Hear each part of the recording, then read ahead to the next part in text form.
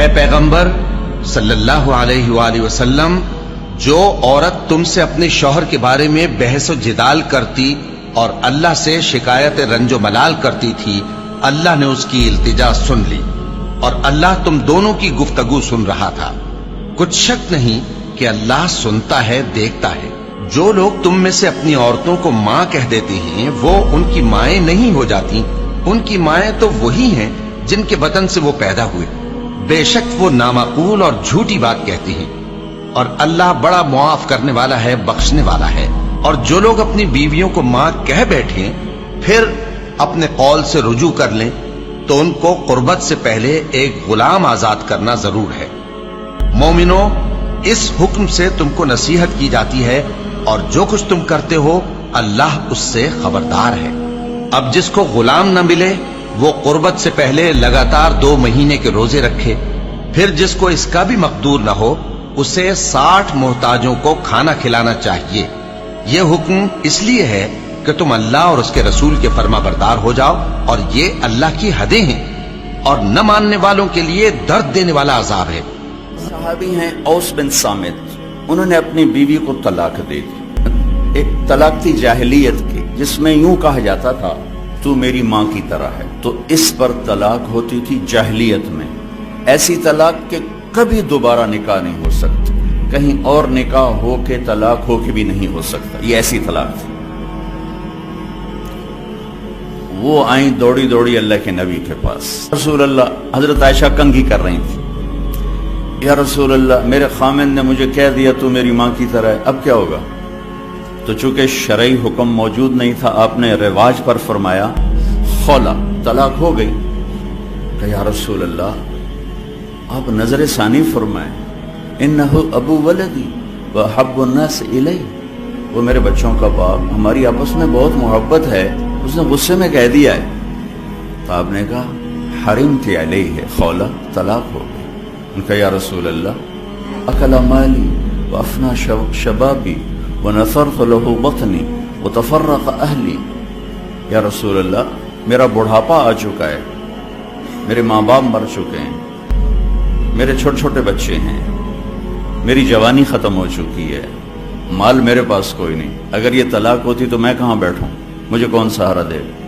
تو آپ چپ ہو، چونکہ وہ منوانا چاہتی، ابھی وہی کوئی آئی نہیں، آپ نے قانون ماحول رواج کے مطابق فیصلہ دے دیا ہے، تو آپ خاموش ہو گئے۔ حضرت عائشہ کنگھی فرمائیں، اللہ اکبر۔ جب اس نے دیکھا کہ آپ چپ ہو گئے تو کہنے لگی اچھا آپ نہیں سنتے، میں آپ کے رب کو سناتی۔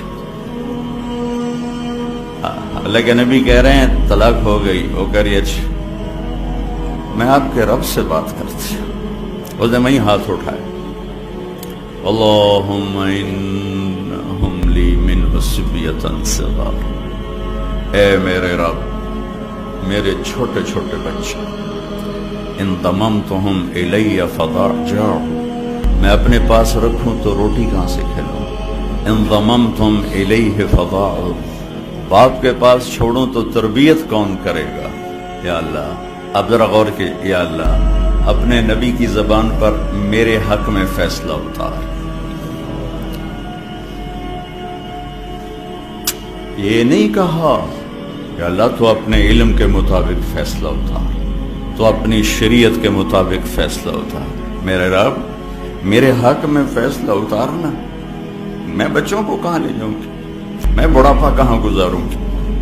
تو ایک دم اللہ کے نبی پر وحی، تو جب وحی آتی تھی اب پسینہ پسینہ اور آنکھیں بند ہو جاتی تھی۔ تو حضرت عائشہ نے کہا خولا خولا، چپ وحی آ گئی، وحی آ گئی۔ خولا نے جب دیکھا تو اور زور سے رونا شروع کر دی۔ کس بات پر؟ کہ پتہ نہیں میرے حق میں ہے یا میرے خلاف ہے۔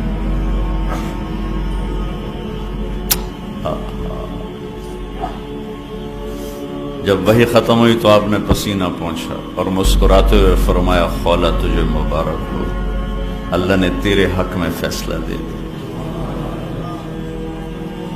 اور یہ فیصلہ قرآن میں لکھا گیا ہے، اس کو قرآن کا حصہ بنایا گیا، اسے حدیث کا حصہ نہیں بنایا، اور اسے 28واں پارہ اس سے شروع کروایا گیا۔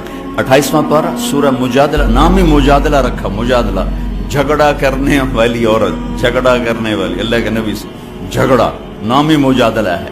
ہم نے سن لیا اس کی بات کو جو آپ سے بات کر رہی تھی، یہ تو ترجمہ ہے، لیکن صورتحال کیا ہے؟ جو ترجمہ کبھی حقیقت کو نہیں بتایا کرتا، یہ جو الفاظ ہیں یہ کیا بتا رہے ہیں، میں وہ آپ کے سامنے پیش کرنا چاہتا ہوں کہ اے میرے محبوب، یقیناً اللہ نے سنا، میں نے نہیں کہا، قد سمعت، لفظ اللہ، میرے محبوب اللہ نے اپنی اس بندی کی فریاد کو سنا جو آپ سے جھگڑا کر رہی تھی اپنے خامند کے بارے میں۔ آپ انکار کر رہے تھے، وہ اقرار کروا رہی تھی، اور اس عدالت میں میں بھی موجود تھا، اور میں نے یہ فیصلہ اپنی بندی کے حق میں کر دیا اور اس طلاق کو ختم کر دیا اور اس کا جرمانہ رکھ دیا کہ غلام آزاد کرے اور بیوی حلال ہو گئی، یا مسکینوں کو کھانا کھلائے یا روزے رکھے بیوی حلال ہو گئی۔